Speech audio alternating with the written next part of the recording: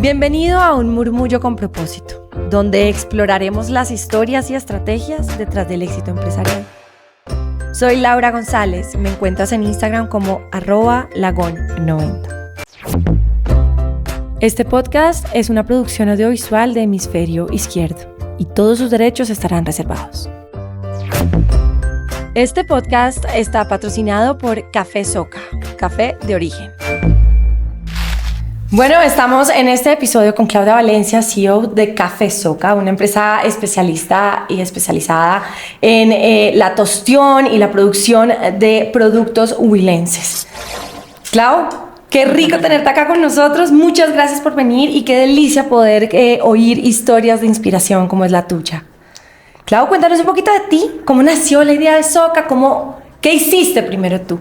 ¿Qué estudiaste? ¿Cómo has crecido en toda la parte empresarial? Dale, Lau. No, primero que todo, muchísimas gracias por la invitación. De verdad, estoy muy contenta de poder estar acá, de poder compartir este tipo de historias, o sea, que más personas puedan conocer la historia y lo que hay detrás de esta marca tan familiar y única, marca del Huila, con este despliegue. Entonces, pues nada, te cuento un poquito de mí. Yo vengo de una familia cafetera. Nosotros no cultivamos café, pero sí nacimos literalmente entre granos de café.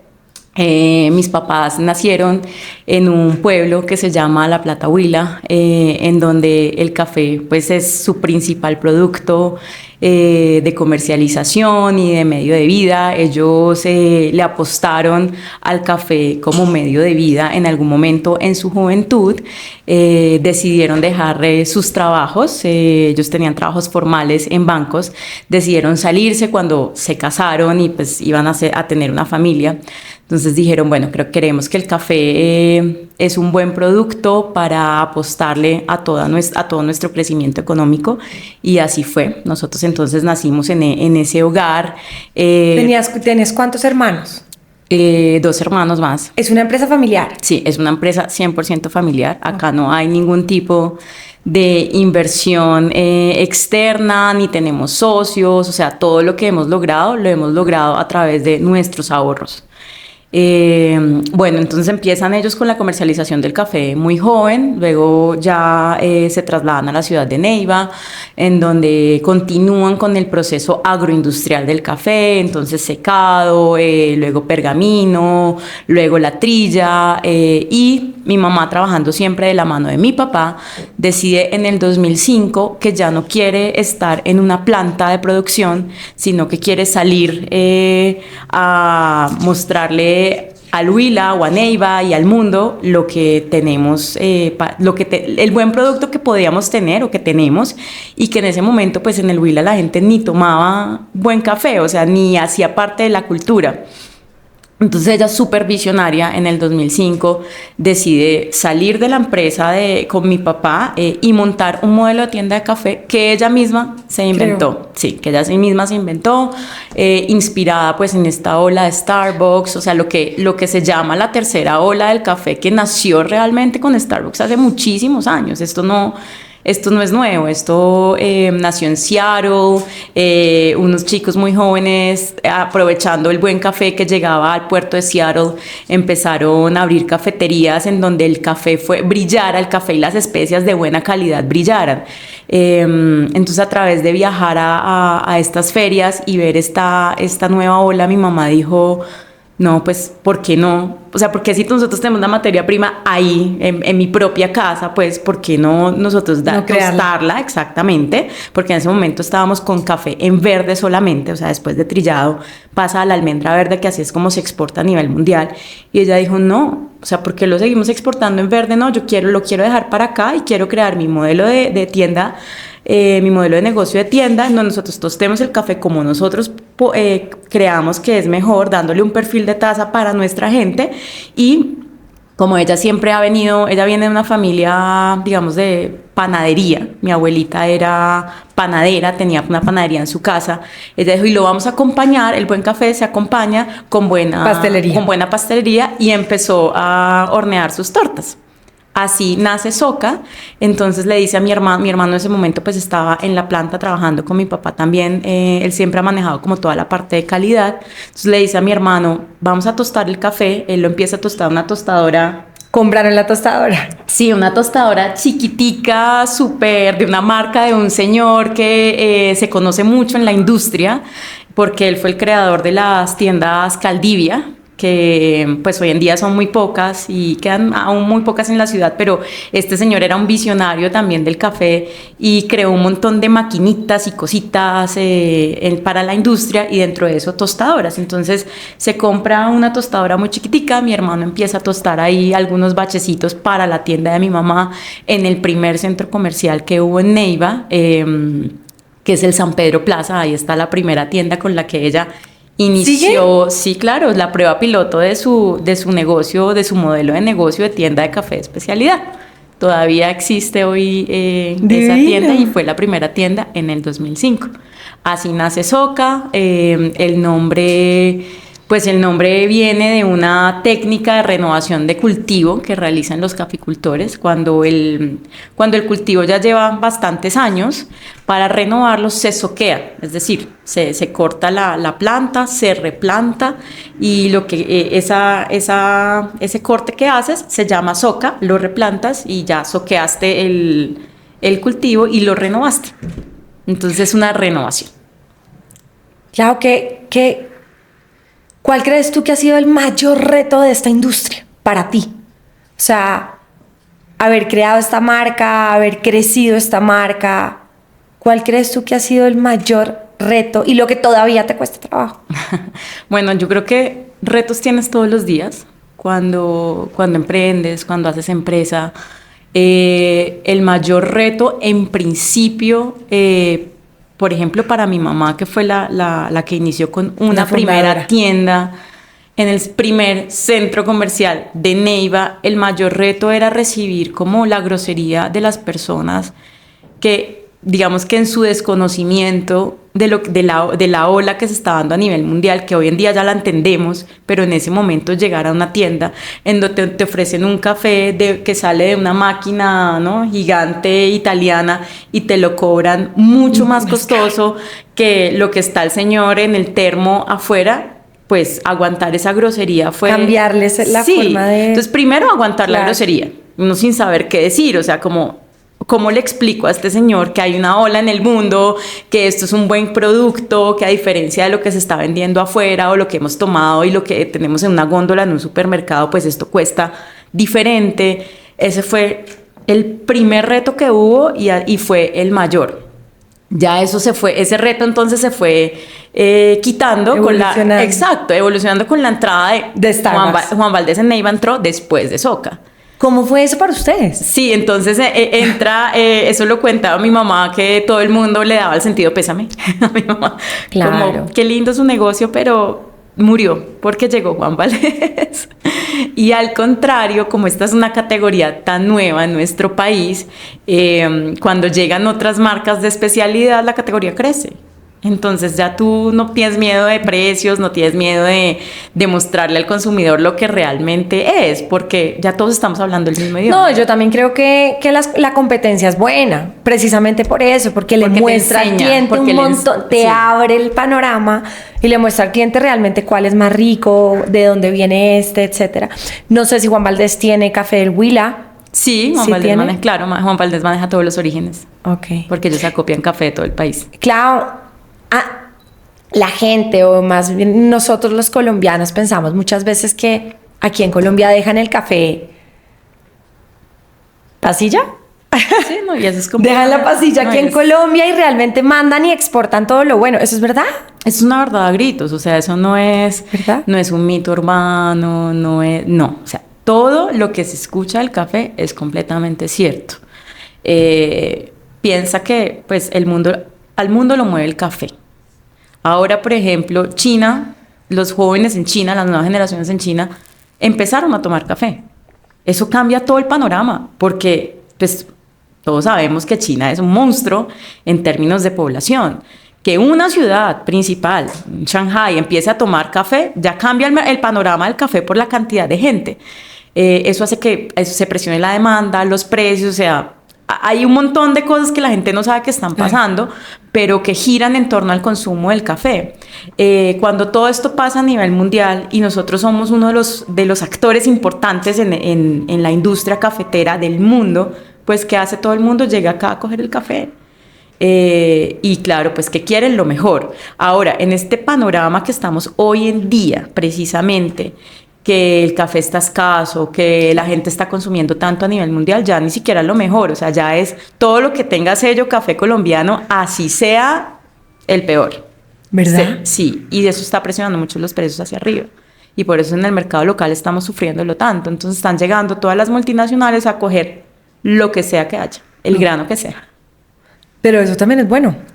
Pero presiona, o sea, todo sí es bueno, pero todo llevado al extremo es malo. Entonces, cuando hay tanta presión de precios, pues tampoco... También Colombia es un país con una capacidad de adquisición mucho menor. Entonces, pues también que decimos las marcas de café de especialidad, decimos entonces que llegará el momento en que la gente ya no pueda tomar café en Colombia. Porque hay tanta presión que a nivel mundial lo quieren. Entonces acá el que quiera tomar café tiene que pagar un montón porque se va a volver un producto de lujo. Hay muchas cosas que pensar ahí detrás también. De acuerdo. ¿Qué se puede hacer más con el café, Clau?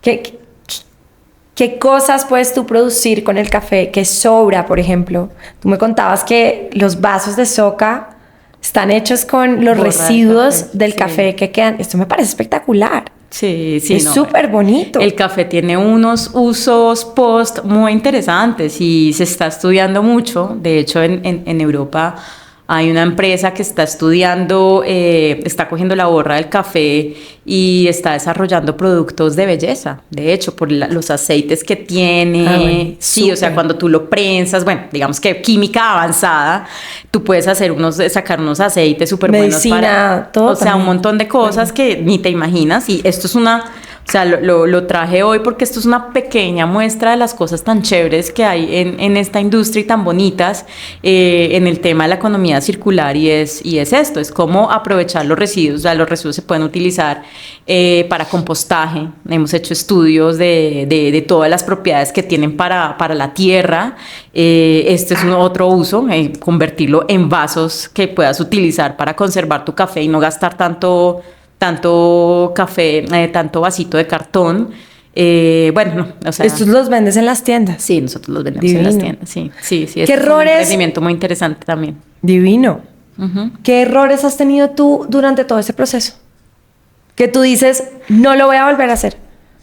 Yo creo que el principal error, y no solo de nosotros, sino de la gran mayoría de emprendimientos, es que empezamos solos como para ahorrarnos muchos salarios y continuamos solos mucho tiempo porque decimos, no, todavía no tengo el dinero, la capacidad para contratar a una persona, lo que vale una persona, ¿no? Siempre decimos, no, necesito un operario, necesito un asistente, necesito que son salarios más bajos. Pero tomar la decisión de contratar a alguien en lo posible mejor que tú o a alguien más de mayor nivel de experiencia que un operario, o sea, eso toma demasiado tiempo y eso yo creo que retrasa mucho tu crecimiento. Entonces vas muy lento y es por eso, porque no tomas la decisión rápidamente de invertir en capital humano. Entonces creo que ese ha sido uno de los principales errores que hemos tenido como empresa y como familia. En el tema de inversión, no. Digamos que al comienzo de la compañía, cuando empezaron, ustedes tuvieron que haber invertido algo, ya sea en máquinas, ya sea en publicidad, etcétera. ¿En eso no crees que han tenido ningún tipo de problemas, ningún tipo de...? No, siempre hemos sabido que, obvio, de hecho, en lo que más invertimos es en maquinaria, en tecnificación, o sea, En esa época, ¿cuánto fue la inversión? Más o menos. En la época, no sé, en el 2005, no recuerdo. Además que yo entro a la empresa en el 2012, más o menos, 2012, 2013, yo decido invertir. O sea, decido entrar formalmente. ¿Cómo? Sí, inversionista. O sea, yo entré como una inversionista bajo unas condiciones en el 2013 con un punto, que fue el punto del aeropuerto de Neiva. A mi mamá le salió esa oportunidad y ella dijo, ¿por qué no lo hacen ustedes como hermanos? mi hermano y yo. Entonces yo le dije, ok, yo entro como inversionista bajo unas Parámetros, condiciones, sí, exactamente, y es, ok, yo voy a manejar la marca, yo le voy a hacer un rebranding, o sea, un branding realmente a la marca, porque hasta ese momento era un logo que entre Sí. mi hermano y mi mamá se habían inventado para ese primer punto. Que no era este. No, nada que ver, era otra cosa, o sea, se contrata un diseñador, de hecho amigo mío, de los Andes, que hace un logo, ya, él hizo un logo. Se va a llamar Soca, listo, perfecto. Una S, no sé qué, con el humito, ¿no? Así, típico. Y en esa época que ni siquiera habían programas de hacer logos ni nada. O sea, era como si hubiéramos cogido un programa hoy en día de logos y haber hecho un Soca. Y ya, eso fue, y entonces era la libra de café era un empaquecito con un sticker con el mismo logo y los mismos colores, eran unos colores rojos, ¿Tú en esa verdes. época qué hacías, Clau? ¿Trabajabas en una compañía? En esa época, bueno, mientras iban haciendo la apertura de Soca, yo me estaba más o menos graduando de la universidad. Yo la verdad nunca ni soñé, ni quise, ni manifesté hacer parte del negocio familiar. Wow. Yo siempre he sido una persona supremamente académica, supremamente ñoñísima en el colegio. Me decidí pues estudiar economía, que también es una carrera durísima, que la verdad pocos terminan, o sea, es un coladero tenaz. En sexto semestre todo el mundo se va y todo el mundo tiene sus crisis de para qué estoy estudiando eso, y es algo como muy utópico, ejercer economía no es una carrera fácil. Entonces yo dije, bueno, terminé economía y como que llegar al negocio familiar no me llamaba la atención, porque tú quieres ejercer, o sea, haces un gran esfuerzo y tú dices, no, pues todo Claro. lo que yo aprendí de políticas económicas, monetarias, análisis, bueno, al final de mi carrera me fui mucho por el tema financiero, hice opción en finanzas con la Facultad de Administración. Casi que hice la doble titulación con administración, entonces mezclé mucho la economía con las finanzas y me fui muy por el lado de análisis financiero. Entonces yo pues, salí con la ilusión de la universidad de conseguir un trabajo en mesa, en bolsa. Estuve haciendo mis prácticas en la mesa de dinero del BBVA. Luego me salió trabajo en banco de crédito, lo que hoy es Itaú, como analista de crédito. Después me fui para Interbolsa, el muerto Interbolsa. Ahí estuve como analista de riesgo. Y eso era lo que a mí de verdad pues me motivaba y me apasionaba en ese momento. El tema bursátil, hice mi certificación en Bloomberg, Que además era la mejor época. Era una época muy chévere y muy bacana sí. de este tema de bursátil. Entonces me empecé a emocionar por los mercados, por el análisis de los mercados, O sea, súper ñoña y académica. Te dio también como un camino y un aprendizaje para lo que hoy en día tienes y para lo que hoy en día has llegado a pues tener. Sí, eso te brinda una estructura que no te va a brindar nada. Pero sí, esa era mi pasión y hoy en día lo hablo y todavía es como, Dios mío, o sea, eso me gusta mucho, me gusta muchísimo. Era monitora de Bloomberg en la universidad porque hice la certificación de Bloomberg también, entonces todo este análisis de datos, de figuras, de análisis técnico, bueno, era muy chévere. Y luego decido irme para el Reino Unido a hacer una maestría en finanzas. Me voy para la Universidad de Leicester. Allá hago una maestría de finanzas que duró como año y medio más o menos. A la par mi novio de la época, mi esposo actual, estaba también en Escocia haciendo también su maestría. Entonces pues fue una época muy chévere porque nos veíamos cada 3 semanas y de pronto entonces pasémonos para Francia, vamos a España, viajaron un montón. Sí, viajamos un montón. Entonces digamos que hacía parte de la experiencia, o sea, ese era mi plan, o sea, siempre he tenido como una vida un poquito muy planeada, entonces era como momento de hacer la maestría, pero ¿para dónde me voy? No, Europa, porque no solamente quiero estudiar, o sea, sí soy muy académica, pero pues tampoco mi vida puede ser así de aburrida. Entonces decía, no, estando allá pues podemos aprovechar, viajar, qué rico, tras de todo pues con mi novio, no, todo súper chévere. Después de esa maestría me dediqué a sacar una certificación financiera mundial que se llama Chartered Financial Analyst, porque quería volverme de verdad una analista financiera muy top. Ese era como mi plan en ese momento. Entonces me encerré en una biblioteca por 6 meses, tomé el examen, un examen que lo pasa la primera vez un porcentaje de la población mundial muy bajo, lo pasé, lo presenté en Londres, y después de eso, listo, chuleado todo, mi estudio, mis viajes. ¿Te devuelves para Colombia? Y me devuelvo para Colombia, hablándolo con mi esposo, pues con mi esposo actual, con mi novio en ese momento, como diciendo, bueno, ¿qué hacemos? O nos quedamos acá, luchando, buscando un trabajo, que en ese momento estaba recién la crisis financiera. Eso fue como en el 2008, 2009. Ya terminando todo esto, ya nos dio 2010, un poquito, 2010, 2011, estaba la crisis financiera muy recién, estaba muy difícil, entonces decíamos, o nos quedamos acá luchándola así durísimo, pues vida de estudiantes todavía, o nos devolvemos a Colombia, cada quien con su familia, pues yo digamos que siempre con el respaldo de mi familia, buscar un trabajo no me iba a ser difícil, y para él tampoco, él es de la industria del petróleo, entonces dijimos, no, creo que es la mejor decisión. Si queremos una vida más adelante juntos y echar raíces y demás, creo que va a ser Colombia.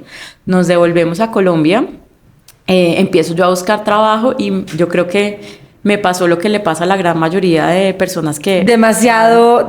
Too qualified, sí, o sea, exacto. Entonces le ofrecen a uno puestos juniors y uno pero Dios mío, o sea, usted sabe lo que yo acabo de invertir en mi educación para ganarme este salario. En ese momento pues uno está joven, uno ve que, bueno, que eso empezará uno por un salario, pero pues uno me empieza a escalar muy rápido, a tener salarios muy altos muy rápido, me imagino, si hubiera tomado ese camino. Entonces entré en una frustración, que mis papás me vieron y eran como... No, pero ¿por qué? Qué raro, ¿no? Increíble que eso pase. Sí, estaba muy frustrada, entonces me la pasaba en entrevistas en todo lado. O sea, algunas entrevistas que yo salía, pero ¿en qué lugar me metía a entrevista? O sea, era horrible. Llegaba a mi casa todos los días muy triste. Entonces todo el mundo me empezó a ver, inclusive mi actual esposo me decía, ¿pero por qué? De pronto hay otros caminos. Hay otros caminos. Es que mi papá me dijo, no, véngase a trabajar con nosotros. Y ahí... No con Soca, con la empresa trilladora. ¿Por qué? Porque mi papá en ese momento, en ese preciso momento, estaba haciendo muchas exportaciones de café en verde. Y como estaba haciendo tantas exportaciones de café en verde, estaba moviendo muchas divisas. Al mover muchas divisas necesitaba coberturas, logística de exportación, que era muy en Bogotá, entonces necesitaba papeles aquí a las navieras, y cobertura de divisas, monetizarlas, o sea, mucho manejo como interbancario, y él estaba pues como muy en la operación allá, entonces me dijo, no, perfecto, o sea, véngase y me ayuda con todo esto. Entonces yo empecé a manejar como todas esas monetizaciones, a hacer coberturas, ahí entonces empecé a hacer opciones, o sea, me metí en derivados financieros que que había escuchado, pero que nunca había tenido la experiencia de poder manejarlos, y fue una experiencia de verdad que todavía la recuerdo con mucha gratificación, y le doy muchas gracias a mi papá por haberme permitido como tener la experiencia que siempre había querido tener, pero pues la tuve en la empresa de él, tuya. Exactamente. Entonces... Hoy en día, Clau, si yo te preguntara, ¿cuál crees tú, teniendo, no nos digas cuántos años? Después los puedo decir, no pasa nada. Si te preguntaran que te dieras hoy en día un consejo de cuando eras chiquita o de cuando estabas empezando haciendo Café Soca, ¿qué consejo te dirías hoy en día para no repetirlo? ¿Qué consejo? ¿Te darías a ti misma para...? Que me goce más el proceso, ¿sabes? ¿Sí? Sí. Para mí fue súper duro abrir ese primer punto. O sea, pasar como de este mundo financiero bursátil, que más que el estatus que te dé el mundo bursátil o lo que sea, es más que me gusta. O sea, me gusta. Es una cosa que si yo estudié... La pasión. Exacto, sí. Me apasiona. Pasar de ahí ok, invertir en una marca y pues para hacer crecer esta marca pues tengo que abrir puntos y tengo que empezar de cero, pues empezar de cero. De cero literalmente. Entonces abrimos un punto con mi esposo, trajimos la marca a Bogotá, lo abrimos en Colgas, que todavía existe, o sea, ese fue el primer punto en Bogotá cuando yo estaba embarazada de Pablo, mi primer hijo. Y construir ese local y uno estar ahí en la hora, yo embarazada. Sí, si uno se tiene que agachar a coger el cable, a pasar el cable, agáchese, ensúciese. El proceso. Sí, todo eso. Y yo lo sufrí mucho. Lo sufrí mucho porque en el fondo yo de pronto no quería, o sea, no era lo que me había... No era lo que en ese momento te apasionaba. En ese momento ni el trabajo, ni planeado, ni te tocó. Nada. Sí, o sea, fue como que mi esposo me dice, traigamos la marca, o sea, yo siempre he querido tener un café que... Yo siempre digo una cosa, Clau, frente a eso, porque a mí también me ha pasado y es, a veces a uno le llegan las cosas porque le tienen que llegar y no porque uno lo necesita ni lo quiere. Y a veces, muchas veces no valoramos eso que nos está dando de comer. Exactamente. Porque precisamente no es lo que teníamos en mente. No es lo que teníamos en mente, o sea, la vida te va poniendo las cosas. Y creo que de las decisiones más importantes que yo he tomado fue no ir en contra de la vida. De acuerdo. En el momento mi papá me dice, véngase a trabajar conmigo, yo perfectamente, y mi esposo me apoyó y demás, yo perfectamente puedo haber dicho no, pararme y decir, no es lo que yo quiero. Voy a seguir buscando trabajo porque esta es mi pasión, porque esto para esto estudié. Por alguna razón llegaste ahí también. Pero entonces dije, no voy a ir en contra de la vida. Si la vida me está dando estas oportunidades, por algo será. Fue duro, entonces increíble, digamos que ¿no? el consejo que me daría es que no me dé tan duro, o sea, sí, que no me diera tan duro, sino al contrario, esto iba a ser para bien, o sea, esto iba a traer unas cosas muy bonitas a mi vida como persona, unas cosas muy bonitas a mi familia, prosperidad también económica, porque de verdad, gracias a Dios, ya esto ha traído tantas bendiciones, a cada punto que se abre es un buen punto. Bueno, digamos que la pandemia fue durísima, pero si quitamos y aislamos un poquito eso, cada punto es un buen punto, cada punto se recibe bien en la gente recibe muy bien la marca, los productos. Entonces, pues sí, la verdad es que solo bendiciones y cosas positivas. Y ahora que estamos hablando otra vez de la marca, ¿cómo han hecho el tema de redes sociales, el tema de marketing? ¿Cómo has visto toda esa evolución? Porque yo he visto esa evolución. Sí, sí. Llevan de verdad un crecimiento súper importante. Este mes también les fue súper bien. Cuéntanos también un poquito de Forbes. Y como todo ese proceso como de digitalización de las redes y de marketing y de branding y de todo. Bueno, todo empezó con la pandemia. Antes de la pandemia, yo tenía una cuenta y subía cualquier foto. Eso fue antes de la pandemia.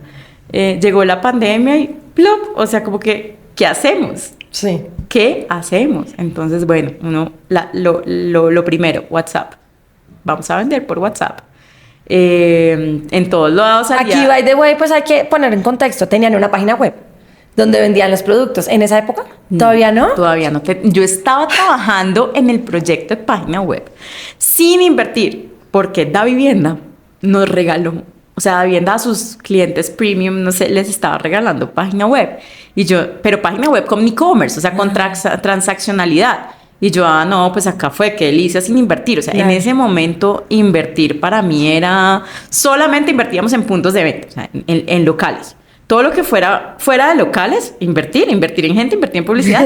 O sea, no hay plata, cero. Todo lo hacía yo. Entonces, ir a una feria con el mínimo presupuesto, mejor dicho, pague el transporte, páguele o sea, de verdad, esto era con las uñas.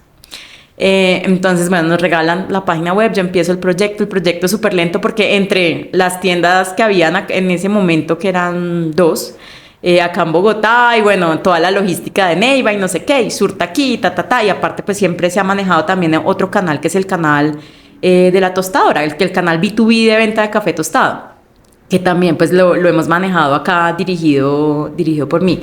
Entonces como que entre una cosa y otra, entonces vaya una cita, que un posible cliente acá para café tostado y las tiendas, y o sea, esto era una locura de vida, y yo con 2 bebés. Entonces, mi tiempo era de verdad súper limitado. La página web nunca llegó a su fin. Nos cogió pandemia y eso era todavía un proyecto. Entonces, no, la pandemia nos cogió a través de ventas de WhatsApp y empezamos a ver un potencial enorme, ventas de WhatsApp y Rappi. O sea, mis hijos chiquiticos eran muy chistosos porque decían como llegó Rappi, o sea, hacían chistes de, pues veían tantos Rappis en la puerta de mi casa, recogían. Así era la cantidad de ventas, no puede ser. Sí, Rappi favor, Rappi favor. ¿Y cuál es el café que más vendían? Digamos, en grano. Sí, en grano, la gente empezó, pues como estábamos todos encerrados, sí se empezó a ver una evolución de cómo la gente ya compraba, que los molinos, que no sé qué, la gente tenía tiempo, empezó a tener tiempo, y esto fue un cambio para el consumo del café increíble, porque pasamos de tomar el café en greca, que nos lo tomamos ahí haciendo cualquier cosa en la oficina, a en la casa, en donde tenemos todo el tiempo del mundo y en donde ya ese café no sabe a agua sucia. Entonces vamos a probar cafés directo del caficultor, cafés de especialidad, cafés con varietales exóticos. ¿Cómo empezaste ahí, digamos, en pandemia? ¿Cómo empezaste tú a ofrecer ese café? Porque pues me imagino que en ese momento no conocían Soca. No, era muy poco, pero pues los clientes del centro, pues ya teníamos 2 puntos en el centro. Vale. Esos clientes empezaron a buscarnos. A buscarnos a través de redes sociales, de internet, no sé qué, encontraban WhatsApps y por ahí pedían. Así fue. Yo me acuerdo que me iba para el centro y abría uno de los puntos yo sola, con la administradora de ese momento y bueno, con Jenny también, que siempre ha liderado como este tema de ventas de café tostado, y desde allá como que cuadrábamos una logística. Una de las chicas baristas se montó en una bicicleta con una maleta que acabábamos de mandar a hacer para domicilios y se echaba el café y andaba por toda la ciudad repartiendo café. Así fue.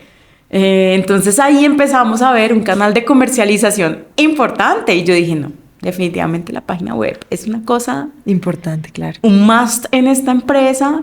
De hecho, un amigo, cuando yo lloraba en esa época, pues de ver que todo se había perdido, ¿no? En ese momento, como que todo el trabajo se había perdido, volver a ser un emprendedor de cero, porque no teníamos góndolas, no estábamos en góndolas, no teníamos canales de comercialización fuertes, me sentía otra vez como en ceros, y me decía un amigo, piénsalo desde otro punto de vista, es que cuando acabe la pandemia, nunca se me va a olvidar, cuando acabe la pandemia vas a tener un canal de comercialización digital más, o sea, y fuerte, y dicho y hecho. ¿Hoy en día vendes más por la página?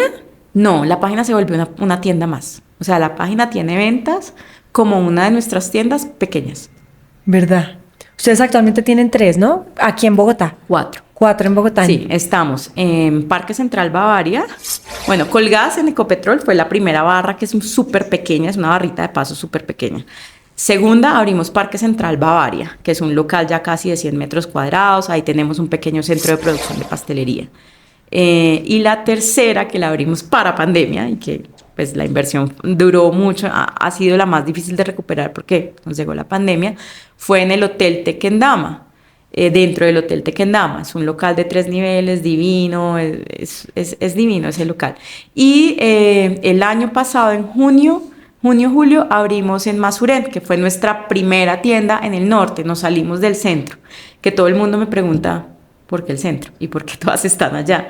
Resulta que estas 3 tiendas, yo las iba abriendo mientras tenía 2 bebés. Entonces, y tampoco tenía niñera. Yo siempre he querido siempre he querido ser una mamá muy presente. Entonces yo me volaba en la mañana, o sea, tenía una persona que me ayudaba en la casa, una persona interna que me ayudaba. Le dejaba a mi primer hijo, en principio bebecito, mientras ella ahí más o menos hacía cualquier cosita en la casa, yo me iba para el centro, daba vuelta a los cafés y ya a mediodía otra vez en mi casa con mi hijo. Y luego con la segunda. Además de emprendedora, empresaria, mamá, todo nos mamá toca presente. Sí. Entonces, claro, todo el mundo me decía, pero ¿por qué no más tiendas? Pero ¿por qué no más? Yo, pero ¿a qué hora? O sea, ¿cómo? De verdad, ¿cómo hago? Si es que yo no puedo dejar a mis hijos tirados, ponerle entonces que 2 niñeras, aparte, pues, ¿cómo las voy a pagar? O sea, es que esto ha sido emprendimiento con uñas, literalmente. O sea, hasta hace poco yo tengo un salario, yo no tenía un salario tampoco. Entonces decía, pero ¿cómo? Y por eso las ubiqué en ese sector para que todo fuera fácil. Entonces yo producía en Bavaria, les doy pastelería así a piecito, vamos y recogemos pastelería, Claro. yo voy y aprovecho y veo a las 3 tiendas, o sea, todo en el mismo sector. Y aparte fue una estrategia de voy a hacer marca en un solo sector. Si yo pongo 3 locales en un mismo sector en donde están tan cerca, son un triangulito básicamente, voy a hacer dentro de ese público Sí. o esa zona, voy a hacer una marca. ¿Por qué no pensar en hacer soca y en sacar soca en otro lugar? Voy a poner un ejemplo, en la zona T o en norte. En ese momento, por lo que te digo, por mi disponibilidad. Porque Y ahora, hoy en día, no, ya es otra cosa. O sea, ya con la experiencia de Masuren, te das cuenta que primero se ha hecho un buen trabajo. Hemos hecho un buen trabajo de posicionamiento de marca y que el producto es muy bueno. ¿Por qué? Porque llegamos a punto de equilibrio en el primer mes. Empecemos por ahí. no. O sea, eso te dice mucho del modelo de negocio. O sea, el modelo de negocio sí es interesante, sí le gusta a la gente y sí es rentable. Eso por ese lado. Clau, una pregunta. ¿Cuánto cuesta? Yo entiendo que hacer una tienda va dependiendo también del tamaño del local, el lugar donde es, pero más o menos uno tiene como un parámetro de lo que puede llegar a costar una tienda de café con sí, tú lo puedes repostería. medir un poco por metro cuadrado. Estamos hablando entre 3 y 4 millones por metro cuadrado, más o menos. Eso es lo que cuesta abrir una tienda de café. Tú como Claudia Valencia, CEO de Café Soca, con todo este expertise que tienes, con todo lo que has hecho, con todo lo que has tenido que vivir con tu familia, en una empresa familiar que no es fácil también ser una empresa familiar y compartir el tema con los hermanos, con la mamá, con el papá. Uh-huh. ¿Qué huella le quisieras dejar al emprendedor que quiera emprender en este sector? Primero, que las cosas se hacen bien o no se hacen. Muchos emprendedores se asocian, ¿no? Se asocian con el amigo, se asocian, se complementan, ¿no? Yo soy bueno en ventas, usted es bueno, no sé, en tostión de café, por ejemplo. Listo, nos asociamos. No quedan los roles claros, no quedan como las condiciones claras y eso siempre como que trae problemas a futuro, ¿no? Cuando al principio, cuando todo el mundo le está metiendo como el hombro y la ficha y la cosa, pues no pasa nada, pero en la medida que ya empieza a crecer el negocio, están los momentos buenos y los momentos también de crisis.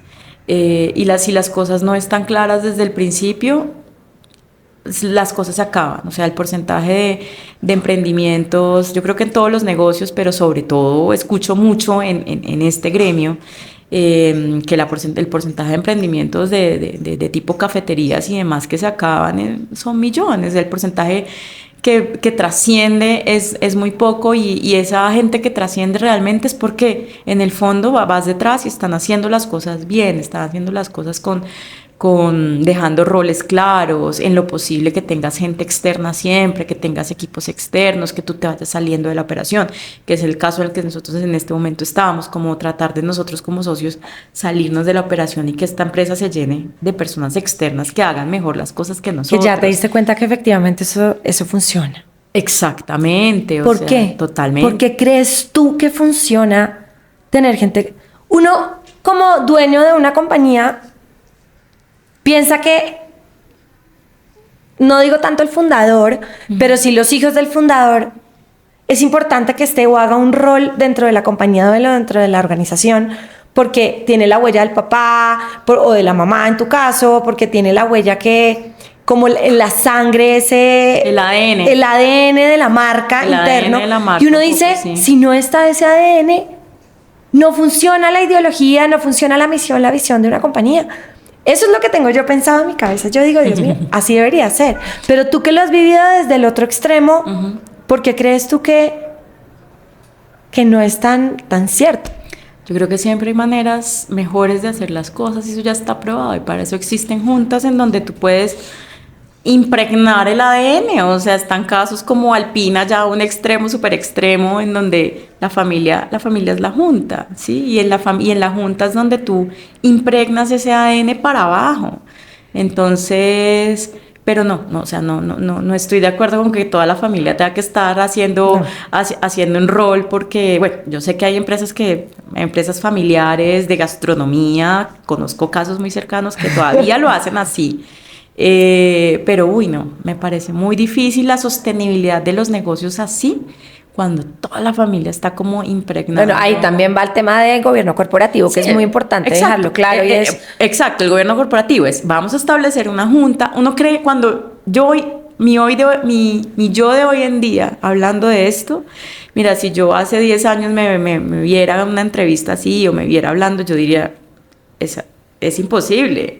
O sea, esa no es Claudia Valencia. O sea, pensar en estos temas cuando uno es una pyme, es como, ay, no, pues me creo multinacional, pues top Starbucks. No, o sea, uno inclusive siendo pequeño, y ese es un mensaje súper importante para todo el que se meta a hacer emprendimiento, de hacer empresa, uno pequeño también puede tener estructuras de gobierno corporativo a su tamaño y respetar ese gobierno corporativo, y eso le trae unos beneficios enormes a las empresas para que puedan crecer. O sea, porque es que los socios terminamos siendo como esa misma piedra que no deja crecer la empresa. De acuerdo. La puntilla en el zapato, como dicen por ahí. Total, nosotros mismos terminamos siendo eso sin darnos cuenta. Y más los fundadores, porque es que así lo hice, así lo creé, así lo pensé, entonces así se debe hacer, ¿no? Es la típica. Bueno, pues Clau, muchas gracias por haber estado con nosotros, por compartir con nosotros este espacio. Para nosotros de verdad es delicioso oír estas historias que inspiran al mundo y además dejan legado. Gracias por estar con nosotros y por compartir tu historia. Bueno, Lau, muchísimas gracias por la invitación, de verdad muy contenta, lo que te digo, de poder visibilizar. O sea, yo estoy en un momento de mi vida que siento que, pues, no es que hayan sido 10.000 años, pero pues sí han pasado muchos años de mucho trabajo, y a veces uno quiere visibilizar un poquito eso, y últimamente, en los últimos días, casualmente me han llegado como muchas cosas en donde puedo contar un poquito de la historia desde mi punto de vista, porque pues yo no soy la fundadora como tal, pero sí visibilizar ese trabajo de expansión tan duro que se ha hecho y que hoy en día está teniendo sus frutos. Sí, sus frutos. Sí, eso lo estoy viendo. Sí, y es la verdad súper bonito poder compartirlo. Bueno, pues gracias a todos por estar aquí, y los invitamos a que nos sigan y compartan. No olvides suscribirte a nuestro podcast y dejar un comentario sobre tus pensamientos sobre este episodio. Espero que hayas aprendido algo nuevo para tu emprendimiento. Este podcast está patrocinado por Café Soca, café de origen.